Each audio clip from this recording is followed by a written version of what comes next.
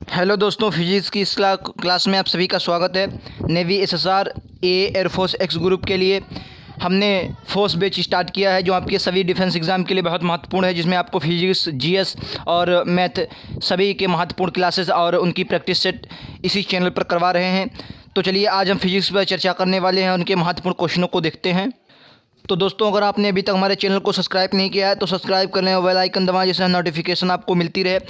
आपको हर defence related जितने भी आप एग्ज़ाम देना चाहते हैं उनके हर वीडियोस आपको मिल जाएंगे हमारे इसी चैनल पर। प्लेलिस्ट आपको, अगर फिजिक्स और जीएस की बात करेंगे तो आपको नेवी नाम से प्लेलिस्ट मिल जाएगी।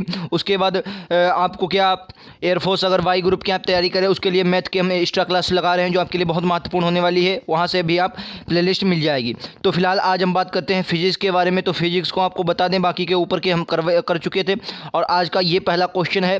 फिजिक्स के बाकी जो वीडियो आप देखना चाहते हैं तो नीचे आपको लिंक दिया गया, वहाँ से देख सकते हैं। फिलहाल आज का पहला क्वेश्चन देखते हैं। जब दो या अधिक सेलों को आपस में उनके विपरीत टर्मिनलों से जोड़ा जाता है तब उसे क्या कहते हैं? आपको बताना है। मतलब क्या कह रहा है, जब सेल जो आपस में हैं उनके विपरीत टर्मिनलों में जोड़ दें तो उन्हें क्या कहेंगे? चार ऑप्शन आपको देंगे, राइट आंसर बताना है। इसका राइट आंसर क्या हो जाएगा? ऑप्शन नंबर सी, यानी कि बैटरी कहते हैं। क्या कहते हैं उसे बैटरी कहा जाता है। क्लियर है? चलो अगला क्वेश्चन ये रहा आपका। निम्नलिखित में से कौन सा तार, क्वेश्चन कह रहा है निम्नलिखित में से कौन सा तार प्रतिरोध पर प्रभाव डालता है? मतलब प्रतिरोध पर कौन सा तार प्रतिरोध पर प्रभाव डालता है? राइट आंसर आपको बताना है। चार ऑप्शन आपको दिए गए हैं, इसका राइट आंसर क्या हो जाएगा? ऑप्शन नंबर डी, यानी कि सभी विकल्प। प्रतिरोधकता भी करता है, तार की लंबाई और तार के अनुप्रस्थ काट का क्षेत्रफल, यानी कि सब पर निर्भर करता है। प्रतिरोध का जो प्रभाव होता है वो सब पर निर्भर करता है। क्लियर है? चलो अगला क्वेश्चन ये लो आपका अगला क्वेश्चन अगला क्या कह रहा है, देखिए अगला क्वेश्चन कह रहा है पश्चिम की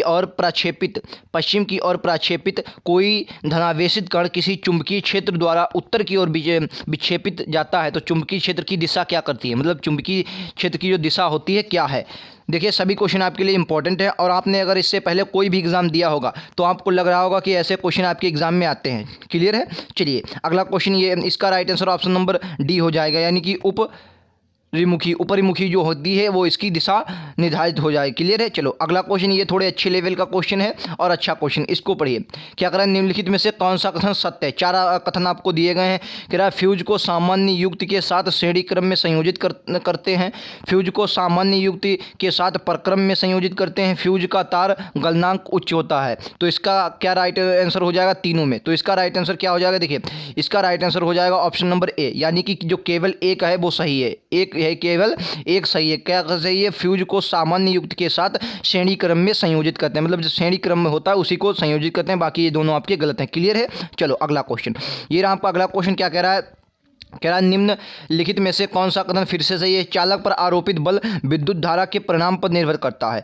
दूसरा आपका ऑप्शन कह रहा है चालक पर आरोपित बल चुंबकीय क्षेत्र के सामर्थ्य का परिणाम निर्भर करता है। तीसरा कह रहा है चालक पर आरोपित बल विद्युत धारा की दिशा पर निर्भर करता है। तो इसका राइट आंसर क्या होगा? इसका राइट आंसर होगा ऑप्शन नंबर ए, यानी कि केवल एक और दो सही है, यानी कि चालक पर आरोपित बल विद्युत धारा के परिणाम पर निर्भर होगा, और चालक पर आरोपित बल बल चुंबकीय क्षेत्र के सामर्थ्य पर परिणाम पर निर्भर होगा। क्लियर है? चलो अगला देखें, ये लो ये रहा आपका अगला क्वेश्चन। इसमें भी आपको बताना है कौन सा सही है। देखिए ऐसे क्वेश्चन आपके एग्जाम में आ सकते हैं। क्लियर है? चलिए देखिए ये जो क्वेश्चन होते हैं इनसे आपके एक दो क्वेश्चन, जब एक क्वेश्चन होता है इनसे आपको दो तीन क्वेश्चन क्लियर हो जाते हैं ऑप्शन के अनुसार से। इस क्वेश्चन में क्या कहा गया? क्वेश्चन कह रहा है चुंबकीय क्षेत्र में परिवर्तन से प्रेरित धारा उत्पन्न होती है। चालक में प्रवाहित चालक चुंबकीय क्षेत्र उत्पन्न करता है। तीसरा ऑप्शन आपका कह रहा है चुंबकीय कुंडली में संबंधित चुंबकीय क्षेत्र चालक तथा कुंडली के मध्य अपेक्षित गति के कारण हो सकता है। चार ऑप्शन को दिए गए, राइट आंसर देखिए क्या हो जाएगा? इसका right answer option number D होगा, यानी कि सभी कथन क्या है? सही हैं। सभी कथन जो आपने पढ़े ऊपर के वो क्या है? सभी सही हैं। चलिए अगला देखें, ये लो अगला क्वेश्चन, ये थोड़ा अच्छा क्वेश्चन है, इसको ध्यान से पढ़िए और राइट आंसर दें। क्वेश्चन क्या कह रहा है? कह रहा है तांबे के तार की एक आयताकार कुंडली किसी चुंबकीय क्षेत्र में घूर्णी गति कर रही है। मतलब क्या आयताकार जो कुंडली है वो घूर्णी गति कर रही है, और इस कुंडली में प्रेरित विद्युत धारा की जो दिशा है वो कितने परिभ्रमण के पश्चात बदलाव होता है। ये क्वेश्चन थोड़े अच्छे लेवल का, और अच्छे क्वेश्चन ही आपके एग्जाम में पूछे जाते हैं, क्योंकि कंपटीशन बहुत बढ़ रहा है। औरों से अगर आपको अलग निकलना है तो आपको अच्छे क्वेश्चनों को बिल्कुल क्लियर से उनका आंसर देना होगा। तो इसका राइट आंसर हो जाएगा ऑप्शन नंबर सी, यानी कि आधा गुणन होता है। जो आपका परिभ्रमण होता है वो क्या होता है? आधा गुणन होता है। क्लियर है? चलें अगले क्वेश्चन पर। ये लो आपका अगला क्वेश्चन ये रहा, कह रहा है कह रहा है विद्युत चुंबकीय प्रेरण की परिघटना किस पर निर्भर करती है।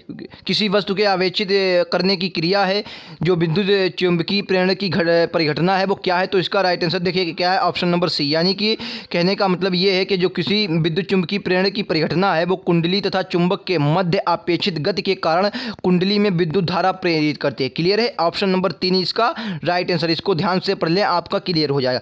क्वेश्चन अच्छे लेवल के हैं और यही आपके एग्जाम में आएंगे। चलो अगला क्वेश्चन ये लो। अगला क्वेश्चन क्या कह रहा है, जब दो प्रतिरोध R1 और R2 को श्रेणी में जोड़ा जाता है तो उनका तुल्य प्रतिरोध क्या होगा। आपने श्रेणी क्रम पढ़ा होगा, जो प्रतिरोध R1 और R2 को श्रेणी क्रम में जोड़ा जाएगा तो क्या होगा। तो इसका right answer option number B हो जाएगा, यानी कि R1 प्लस R2। क्या हो जाएगा, R1 प्लस R2। क्लियर है, चलिए अगले क्वेश्चन पर लो। अगला क्वेश्चन क्या कह रहा है, अगला क्वेश्चन कह रहा है किसी परिनलिका के भीतर एक छोर से दूसरे छोर पर जाने वाली चुंबकीय क्षेत्र, किसी परिनलिका के भीतर एक छोर से दूसरे छोर पर जाने पर चुंबकीय क्षेत्र में क्या है, बढ़ता है, घटता है, समान रहता है, पहले बढ़ता है फिर घटता है। अच्छा क्वेश्चन है, तो इसका right answer option number C है। यानी कि जब आप किसी भीतर एक छोर से दूसरे छोर पर जाएंगे तो क्या होगा, समान रहता है, मतलब उसका जो चुंबकीय क्षेत्र होगा उसमें कोई परिवर्तन नहीं होगा। क्लियर है, चलो अगला क्वेश्चन ये लो। आपका अगला क्वेश्चन, अच्छे क्वेश्चन सभी आपके अच्छे लेवल के क्वेश्चन, एग्जाम के लायक क्वेश्चन है। अगर आपने इससे पहले एग्जाम दिया होगा तो आपको पता होगा कि ऐसे ही क्वेश्चन आते हैं। प्रीवियस ईयर क्वेश्चन उठा के देख लीजिए, आपको ऐसे ही क्वेश्चन फिजिक्स में मिलेंगे। चाहे आप एयरफोर्स एक्स ग्रुप दीजिए या चाहे नेवी SSR और ए दीजिए, कोई NDA भी आप अगर देते हैं तो आपको ऐसे क्वेश्चन देखने को मिलेगा। फिलहाल एक धातु के चालक का प्रतिरोध किस पर निर्भर करता है, 4 ऑप्शन आपको दिए गए हैं। एक धातु के चालक का प्रतिरोध किस पर निर्भर करता है। तो इसका राइट आंसर क्या हो जाएगा, ऑप्शन नंबर ए हो जाएगा, यानी कि उसकी लंबाई के समानुपाती, उसकी लंबाई के समानुपाती होता है। मतलब एक धातु के चालक का जो प्रतिरोध होता है उसकी लंबाई के क्या होता है, समानुपाती। क्लियर है, चलो अगले क्वेश्चन पर ये लो भाई साहब। अगला क्वेश्चन क्या कह रहा है, कह रहा है चुंबक में चुंबकीय क्षेत्र रेखाओं की दिशा क्या होती है। चुंबक में चुंबकीय क्षेत्र रेखाओं की दिशा क्या होती है। 4 ऑप्शन आपको दिए गए, राइट आंसर बताना। यानी कि जो चुंबक में चुंबकीय क्षेत्र की रेखाओं की दिशा होती है वो आपकी उत्तर ध्रुव से दक्षिणी ध्रुव, मतलब इस तरफ से इस तरफ को होती है, उत्तर से दक्षिणी ध्रुव की ओर होती है। क्लियर है, चलो अगला क्वेश्चन ये रहा आपका अगला क्वेश्चन। वीडियो अगर पसंद आए तो लाइक शेयर जरूर करें। अगला क्वेश्चन कह रहा है निम्नलिखित में से कौन सा फ्लेमिंग के दक्षिण हस्त का नियम है, मतलब दाएं हाथ का नियम है। दक्षिण हस्त मतलब दाएं हाथ का नियम कौन से 4 ऑप्शनों में से कौन सा दाएं हाथ का नियम पर क्लियर बैठ रहा है। तो इसका राइट आंसर देखिए हो जाएगा ऑप्शन नंबर डी, यानी कि चालक की गति जो होती है फ्लेमिंग के दाएं हाथ के नियम के अनुसार चालक की गति चुंबकीय क्षेत्र तथा प्रेरित धारा आपस में लंबवत होते हैं। क्या होती है, चालक की जो गति होगी और चुंबकीय क्षेत्र होगा और उसकी प्रेरित जो धारा उसमें होगी उसमें वे आपस में क्या होते हैं, एक दूसरे के सभी लंबवत होते हैं। क्लियर है, क्या है, फ्लेमिंग के दाएं हाथ का नियम है। क्लियर है, चलो अगला क्वेश्चन ये लो आपका अगला क्वेश्चन। चैनल को सब्सक्राइब आप लोग जरूर करें। अगर वीडियो और भी आपको पसंद आए तो लाइक शेयर करें और भी देखने के लिए वीडियो फिजिक्स या GS के जो लिंक आपको नीचे दिया गया उस पर क्लिक करेंगे, सारे वीडियो मिल जाएंगे। फिलहाल ये क्वेश्चन देखते हैं, कह रहा निम्नलिखित में से कौन सा एक विद्युत चालक नहीं है। अच्छा क्वेश्चन है, विद्युत का चालक नहीं है पारा मैग्नीज लोहा एल्बोनाइट। तो इसका right answer option number D हो जाएगा, यानी कि एल्बोनाइट। एल्बोनाइट जो है ये क्या है आपका, विद्युत का चालक नहीं है। क्लियर है, चलो अगला क्वेश्चन ये रहा आपका अगला क्वेश्चन। क्या कह रहा है कि जब कुंडली की गति की दिशा विद्युत चुंबकीय क्षेत्र की दिशा के लंबवत होती तो उत्पन्न प्रेरित धारा का मान क्या होगा। सबसे कम होता है, सबसे अधिक होता है, ना कम ना सबसे अधिक होता है, कोई विकल्प सही नहीं। तो इसका राइट आंसर देखिए क्या हो जाएगा, देखिए इसका राइट आंसर हो जाएगा ऑप्शन नंबर बी, यानी कि सबसे अधिक होता है। सबसे अधिक होने का मतलब क्या, देखो क्वेश्चन क्या कहता है, सबसे अधिक।